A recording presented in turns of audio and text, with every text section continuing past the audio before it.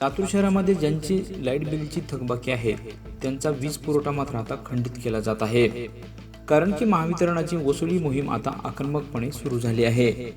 जिल्ह्यातील लघुदाब आणि वर्गवारीतील घरगुती आणि व्यावसायिक व इतर औद्योगिक वीज ग्राहकांसह इतर वर्गातील वीज ग्राहकाकडे थकीत 36 कोटी 30 लाख व चालू महिन्याचे 58 कोटी 16 लाख अशी एकत्रित 94 कोटी 46 लाख रुपयांची वीज बिले वसुलीसाठी महावितरणाने वसुली मोहीम मार्च अखेरीस अधिक आक्रमक केली आहे।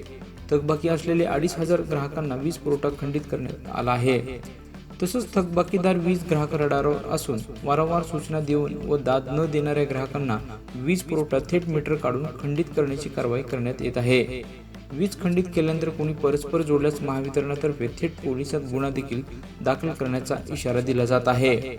तसंच वीज बिल भरण्यासाठी विविध पर्याय उपलब्ध असून सर्व वीज ग्राहकांनी तातडीने थकीत वीज बिल भरणे गरजेचे आहे, अन्यथा महावितरणाला वीज पुरवठा खंडित करण्याशिवाय कोणतेही पर्याय नाही, असं मुख्य अभियंता अरविंद बुलबुले यांनी सांगितलं आहे।